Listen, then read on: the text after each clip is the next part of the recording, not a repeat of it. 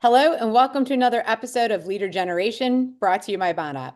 I'm your host, Tessa Burg, and today I'm excited to welcome David Berkowitz. David is the founder of the AI Marketers Guild, Serial Marketers, and FOAF, three incredible communities that bring together marketing leaders, innovators, and creators to explore what's next. He has held senior roles at companies like MediaOcean, Publicis, 360i, and he's written over 600 columns. And if all of that was not enough, he is the author of The Non-Obvious Guide to Using AI for Marketing, How to Harness the Transformative Power of AI. David, such an incredible and impressive background. Thank you so much for joining us today. Well, thanks for having me as part of this very impressive series. And David and I have been on a panel together, so I know that his expertise in storytelling is something you're really going to enjoy. So let's dive in. First, tell us a little bit about yourself and your journey thus far in AI. Yeah, well, marketer and community builder, and with AI, a lot of it was tying different pieces together. Even nearly 10 years ago, when I was working at this company, Sysomos, in the social listening space, I'd actually commissioned a report with the Drum out of the UK on marketers' hopes and fears for using AI, and I got some early exposure to it. The Sysomos had acquired this brilliant company out of India, Gaze Metrics, and I was learning like even now some of the conversations that I'm having today are fulfilling the promise of what they were talking about a decade ago. And so I got this taste of it. But then as this era of generative AI started a few years ago, I already had my first community serial marketers for a few years, and I was even looking around and saying like, where can I get together with other marketers and something that's more peer driven to understand how to apply all this stuff and what matters for marketers. And I was like, well, I didn't see it, and I guess I got to create it. And here we are. Yeah. Well, I'm glad that you did. And I love the YouTube channel and the content that you're putting out. But let's talk a little bit about the book. I love the title and the word non-obvious. Can you tell us what does non-obvious mean in the context of AI, and where are you seeing the most surprising and unconventional ways that businesses are successfully applying AI in marketing? Yeah, well, with non-obvious, and I gotta credit the publishers at Idea Press and Rohit Bhargava for really coining the term non-obvious and getting to be part of this incredible series that they're doing. But also like yeah, there's so much of this conversation of like, is AI going to take my job or not? And like there are a lot of legitimate concerns, but it's like I keep thinking with AI, so much of it ties back to the serenity prayer. Yeah, and so it's accepting what you have control over, and then like what you can't change, like you got to know the difference. So there are parts of it that all of us can do, no matter, how big or small, how front office or back office, like, creative media, data, it doesn't matter. Like it's here, it can and should be part of our jobs to some extent. It shouldn't be the entirety of what we're dealing with. And so, in terms of how it's being applied, to me, the other quote that comes to mind a lot, maybe less obviously, is from The Little Prince, and that's that which is important is invisible to the eyes, and so to me, a much more obvious example that people have a lot of opinions about are the Coke holiday ads, right? And it's clearly like they're hitting you over the head with the AI. Maybe people love it, maybe people hate it, maybe people think it's different. I don't know. I mean, I think it's kind of soulless, but but if it sells more soda, like okay, that's fine. But I think like Coke is often doing what people think of as far as where AI goes, versus one of my favorite campaigns out there, and I actually learned this from the Can Lion crew and like some of the work that they were highlighting, and this incredible campaign from the pet food company Pedigree, part of Mars, and specifically some work that they launched out of New Zealand, and they called it Adoptable. And so they decided to go and make a big investment in featuring pets in their ads that were adoptable at local shelters. And in doing so, they used AI throughout the entire process in terms of targeting the right kinds of dogs for the right kinds of homes. So if there's an area with a lot of high rises, you might want smaller dogs versus an area with a lot of backyards, and they can have some bigger dogs. And so they're using data very heavily in the targeting. Also in the creative, they were able to take images of real dogs and then just pose them in different ways and make it work. Like, so if you have a vertical ad versus a horizontal ad, you can still have pictures of the same animal and then go and adapt it. And they did a tremendous job actually getting pets adopted from local shelters. And they said that they were committing to making all of their advertising cause driven in the years ahead. I mean, it's incredible. So their brand was really clear. It was clearly working for them in having this memorable and positive association. They're doing good. They still have their creative teams, right? They still have their media teams. They still have their data teams. They still have their people working together, but they're doing something that, first of all, the consumer seeing this probably has no idea AI, machine learning, all this stuff is anywhere in the picture. And it's delivering something about, even if you're not a dog person, it's probably brightening your day a little bit to see that a company is doing this. Yeah, I love that example because that is what I get most excited about is AI unlocking and making something possible that has not been done before. Yeah.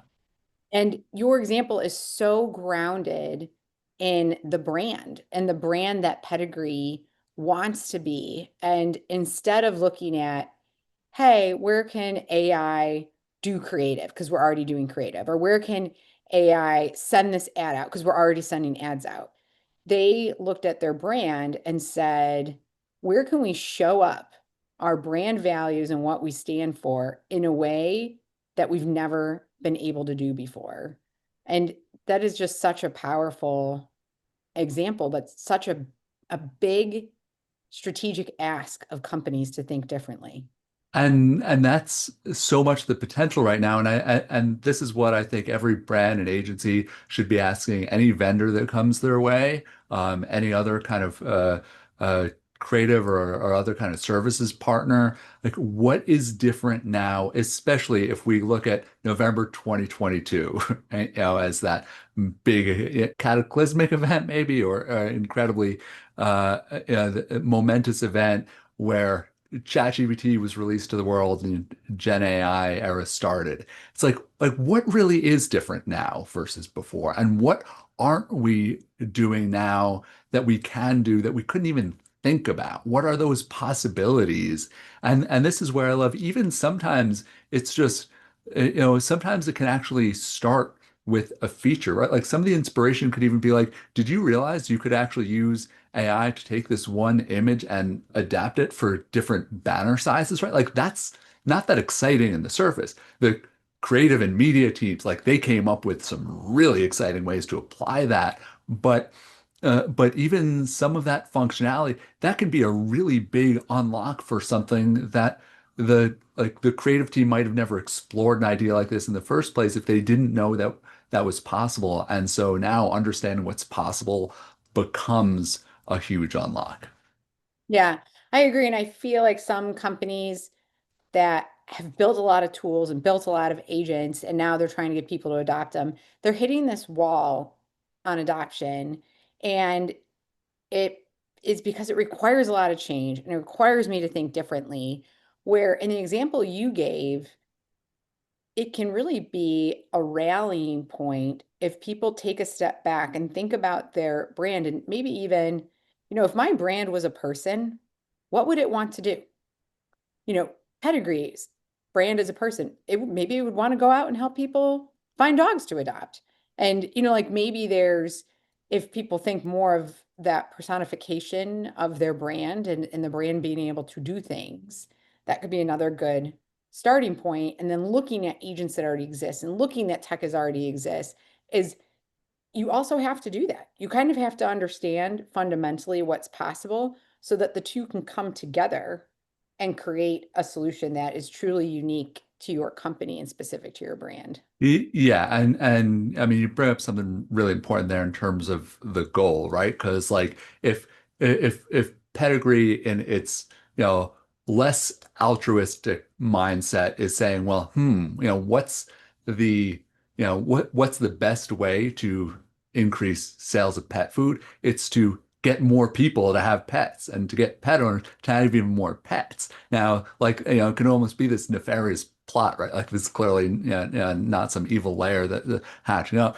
They came up with the most noble and good-hearted version of this possible. And this is obviously like a very pro-pet and pro-pet owner campaign. But it's not unlike CPG companies when they realize, well, if we can actually get people to cook with our products, like they might buy not just a bottle of it, they might buy a case of it.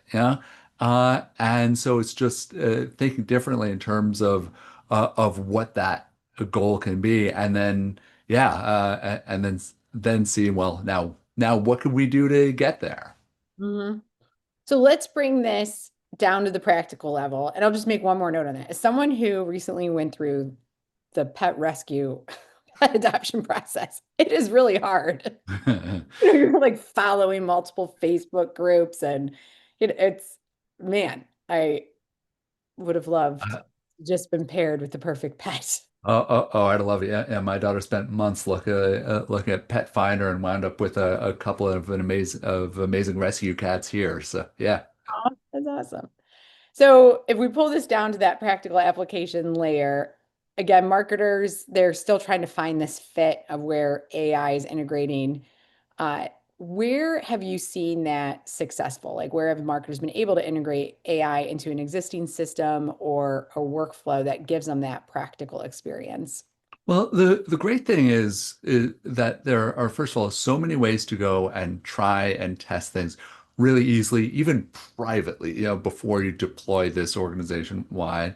And also, the best starting point is often like, where do you live day to day? And if you live in spreadsheets, I mean, Microsoft gets beaten up a bit for people not always loving Copilot. But if you spend a lot of time in Excel, like that's actually the place I've seen marketers most love Copilot's value. The idea that you can talk to your data and tell it what you want to do and not necessarily spend all your time trying to look up all these different strings for exactly how to get one cell to talk to another. Ultimately, being able to talk to different sources of data at one time and have them interact with each other, that was not readily possible before. If you're more creative oriented, and I was just talked to someone about sending out a survey before a training session, and she's like it would be really good to be able to, like, is there any video you recommend or something like that for what would really bring this to life? And I said, I'm just gonna go create one. She's like, what? She's like, how long? I'm like, I'll do it tonight. And so I just know, and I told her, I'm like, this is not gonna be perfect. This is not gonna be the prettiest thing ever, but it's gonna actually be directly tied to what we're talking about. And so all of these things, it's like start where you are, and if you're using any major off-the-shelf tool, there's probably an AI component that yeah, HubSpot, Salesforce, the Google suite that you're probably not using yet and you can experiment with. And then and then if you are, there's so many ways to go deeper with a lot of specialized applications. But the fact is, it doesn't matter whether you're in legal, you're working the front desk, or you're the creative director, like wherever you are, there are going to be ways to apply this now. And just out of curiosity, what application are you using to create the video? So in this case, I literally just created this with Augie Studio, and so big fan of what they're building. I mean, I use HeyGen a lot for avatar-driven videos. Yeah, I use I'll use Opus clips to go and then cut longer form video and short clips. So again, it's also even the niche within the niche that you're trying to do, there's probably something really good for that. And if you're trying to do something really general, like create just a general image or like a 5-second video or something, then the generic tools like ChatGPT and Google Gemini wind up coming in handy often for that first pass. Hmm, that's interesting. Yeah, I have used the generic tools and then we use Descript Yeah. on the podcast. And like a lot of my videos, I'm just using like the AI generated screen recorders, which has been very helpful because I can, Hmm. if you listen to any other podcast, talk a little bit too long and I can really easily synthesize it down to the highlights without having to be edited, which is just one of my, what a time saver. It's amazing. Yeah. So, when we talk about moving from, okay, I'm using it to create things, it's giving me the ability to do things that I've never done before. A lot of that inspiration comes from new insights. What are some ways that you're seeing marketers be able to uncover new insights and new ahas using AI? Well, there are a few ways with that. One is like I've done some market research projects that involve having conversations like this, but then being able to record them and then and then I get to be very present for the interviews I'm doing themselves. I often start with a long list of questions and then quickly ignore them and just want to have a conversation. And then afterwards, it winds up being really powerful because I can go and take all those transcripts and then start asking a lot of questions about this. And I'm like, so now with these two people, what do they have in common? What are their points of difference? If we look at all 10 of these together, what are the opportunities? What are the kinds of media that they're reading? What do they do for fun? Any of these questions that relate to what you're asking for. And so you can have this post round of interviews that are based on exactly what was being said and now go so much deeper, so much faster, and deliver that report where it's still you asking the questions and deriving those insights and taking this where you want to go, and then clearly making the recommendations you want based on that. But just with this whole almost like virtual team working on your behalf that also get you closer to the information. If you're used to having, say, an analyst or a researcher who's leading that for you, and maybe they're even taking that first pass, but you can ask them those questions directly now. So I find that very exciting. There's a whole fascinating and often controversial area right now about synthetic research. Mhm. And so asking, fake, synthetic people of sorts, their opinions on things. There are different versions of this. Some are based on interviews with real people, and then you have that AI version of them that you're then interacting with. Some are entirely based on uh, some assumptions and algorithms, and you can probably ask panels that are much bigger that give you some pretty interesting feedback. Like they're decent sounding boards. I don't think that they replace dealing with humans, especially if you're dealing with something that no one's ever seen before. And so if you look at, Disney has this magical holiday ad out right now that's totally different from the Coke ad. There's a computer generated character in it. Maybe they used AI to help create it, but it is a very human centric ad. Um, if you ask the synthetic focus group about it, like there's just something really novel and inspiring about this, and it's just like all the magic of Disney's storytelling in a holiday ad. And so I'm not sure that you'd get that feedback that you would from like seeing someone's face light up, as Yeah. soon as they see where this ad is going, versus like the Coke ad that's like a little more recycled and it's just like the latest version of their series. And you could actually probably test that very well. It's like t made with AI, tested with AI, why not, right? Yeah, I like that distinction of value between real people and synthetic audiences. We've been hearing synthetic audience come up a lot in client conversations because they want an alternative to running so much market intelligence and so much market research. And I think there is a role. And like you said, like if you need some general directional feedback, but something that people need to realize is it's not being updated. Mhm. So it's going to become like less accurate and less reflective over time. And it's still synthetic, still holds a lot of the same challenges that LLMs and the core functional models hold. And sometimes I think there's an underestimation of how inaccurate foundational models can be. And sometimes people are asking the wrong questions. Gen AI isn't good at answering everything. Uh, so it is interesting, but I like that. It's like they're not terrible. They are No. very useful. I for sure think synthetic audiences play a role, but in the example you gave that the human side of it is is still necessary. Hmm.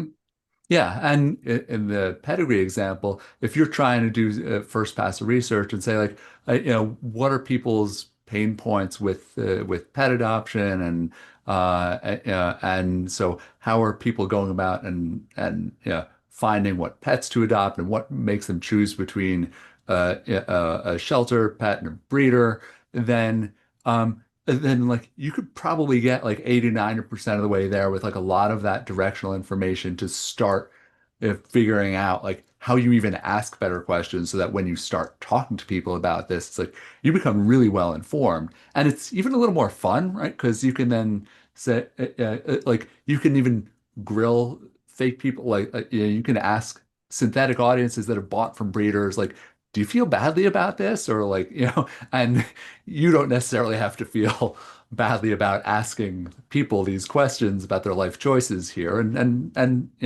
All kinds of great reasons. Some of my favorite pets are breeder pets.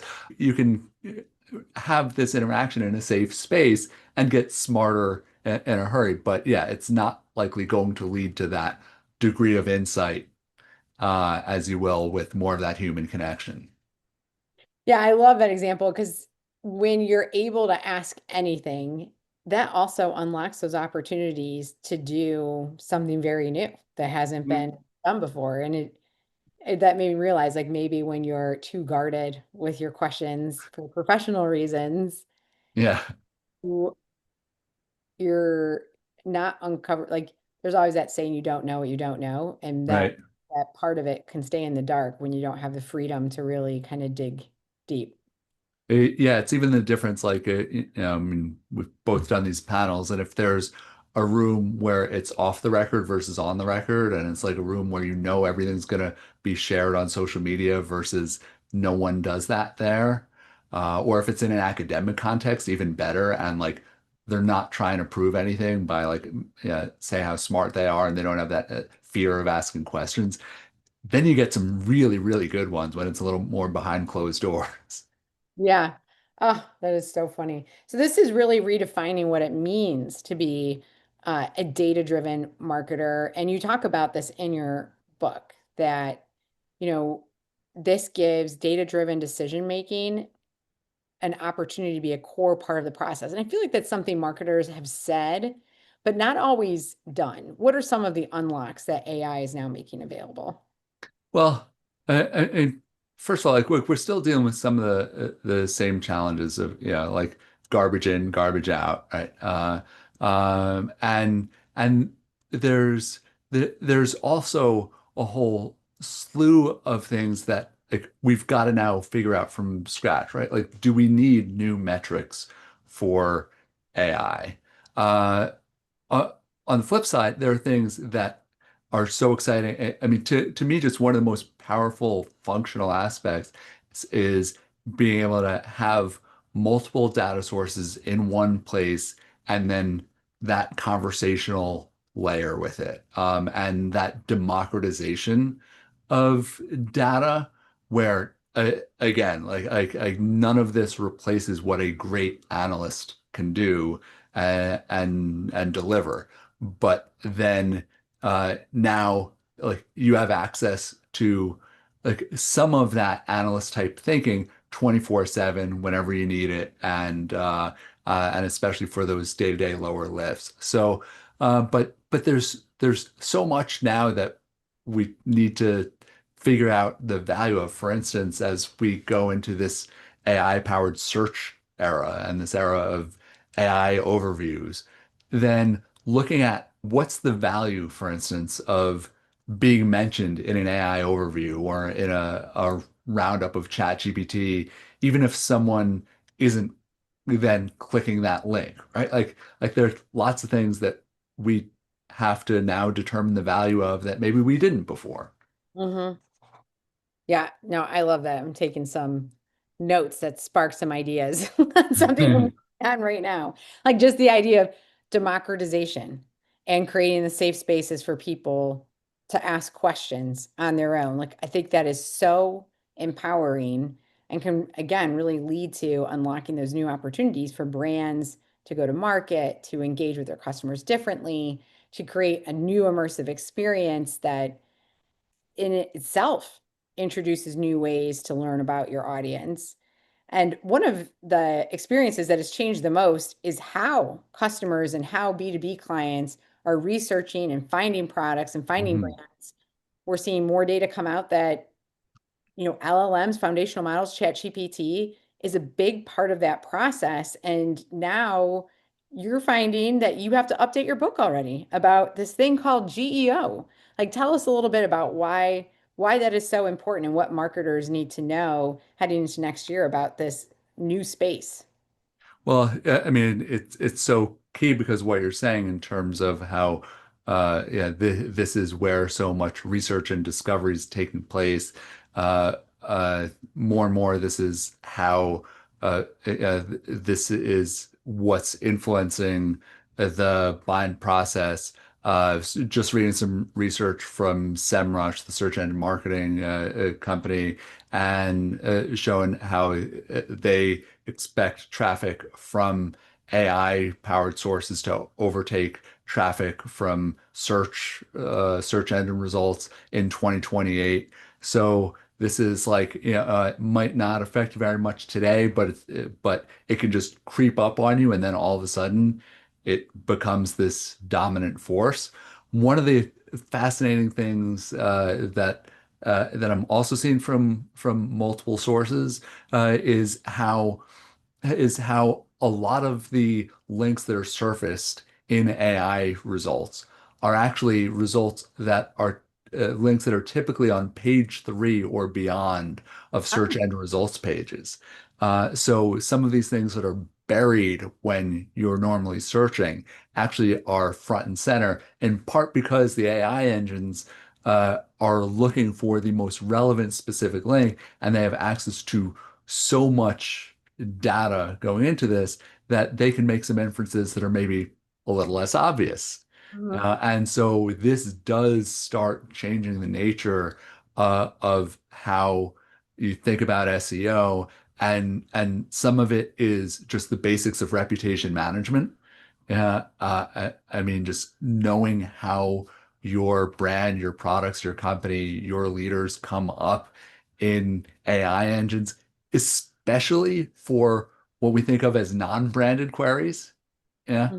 And that's one of those things. Like, it's one thing to put your company name into ChatGPT or Gemini and see what it says about it. It's another thing to say, who are the top 5 market leaders in this specific category, and if you're not in there and you expect to be, like, that can be a real eye opener, especially if you've always been on page 1 of Google. Yeah.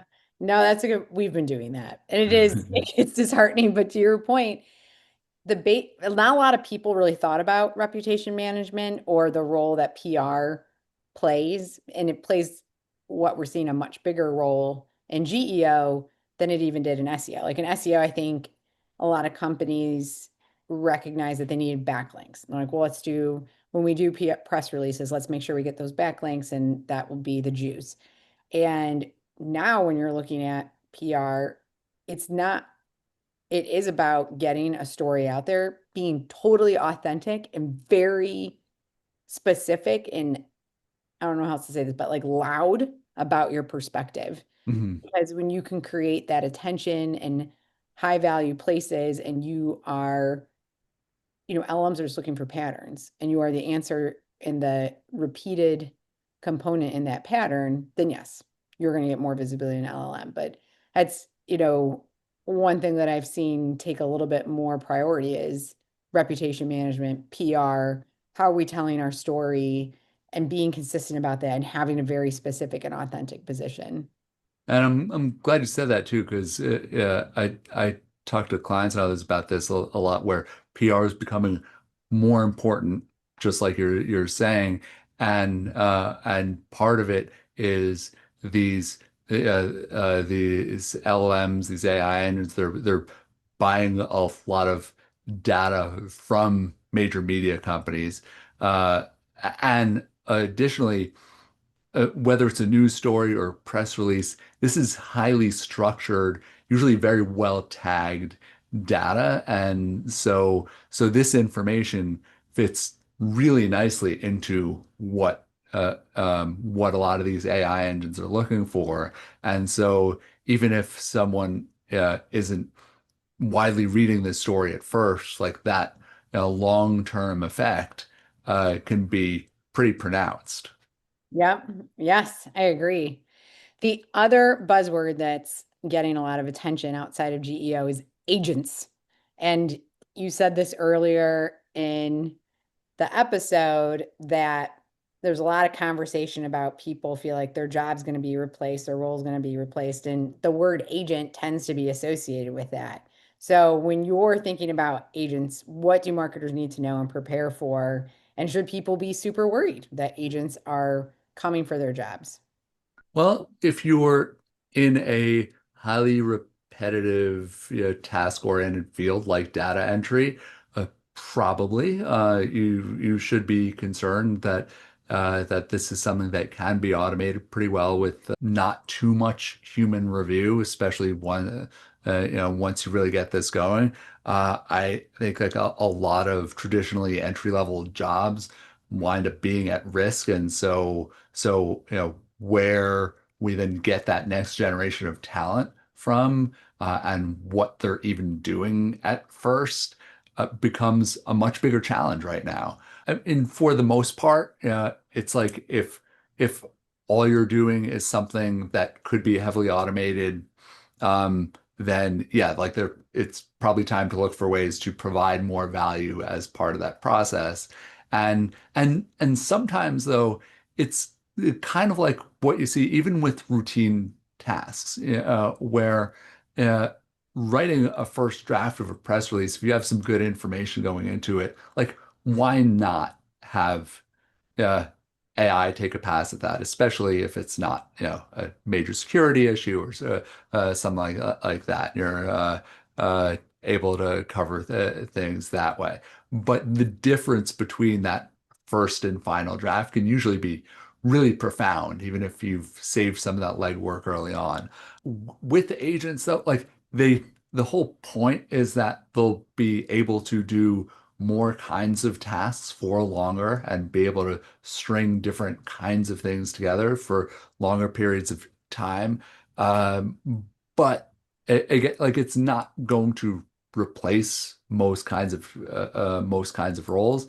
Um, it's just going to then make you think, well, like what are those things that can be outsourced to this and what can't be, and what kind of work that you're doing, like what can be augmented now that you just didn't even have time to do before. And now by like if you had this team of agents working for you, like what would you do with them and what could you deliver? Like they're just one of the things I've discovered with this age of AI is that there are even proposals I've submitted that I couldn't have submitted before this era of Gen AI. Yeah. There are just things where some parts of the job become really compressed and I can deliver more value faster. Yeah. Um, yeah, that becomes a pretty big deal, right? And I think that's true for fields that so many of us are in right now. No, I agree. Just Googling something. One of the there's I'm going to run this by you. So what I've been starting to message internally is, Hmm. agents are software, and there's a couple of things that happen with software. It starts in an MVP state, and we base that MVP by prioritizing features that we think are going to deliver, like you said, that value faster in a way that we can continue to iterate. And we keep iterating over and over and over again. And as we gather data from the MVP and then the version one, we learn new things. And often, to make the most of any piece of software, there's some new skill involved. You start to use this piece of software in new ways or different ways than the previous process. All software is coming in to solve a different challenge. But one example that popped in my head, I don't know why when you were talking, I think it's because you said it delivers value faster, was Instagram.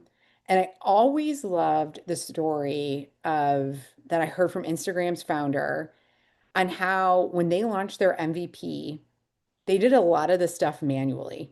Like there were things that looked like they were happening automatically, but they were actually doing it manually until they proved out like, okay, that's a feature we should build. And so Hmm. they started adding people who could help build those features.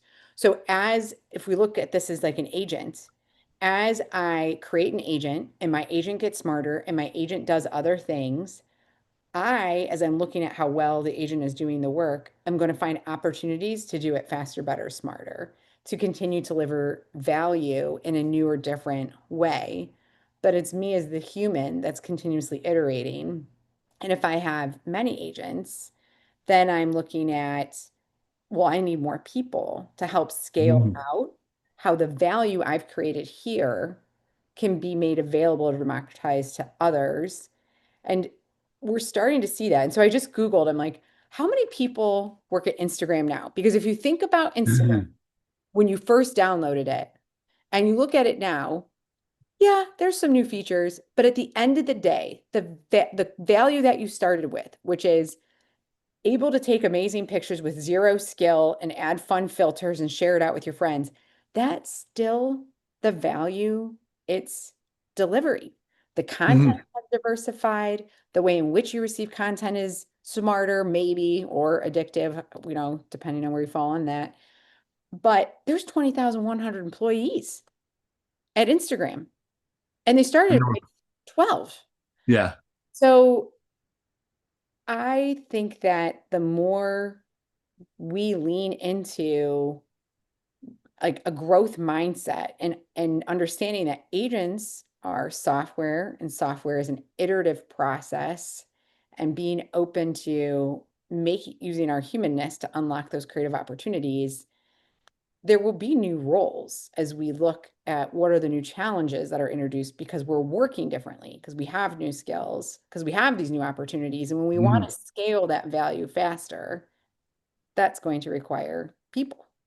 Yeah, well, and an area that I think brings a lot of that to life right now is one of my favorites in terms of vibe coding.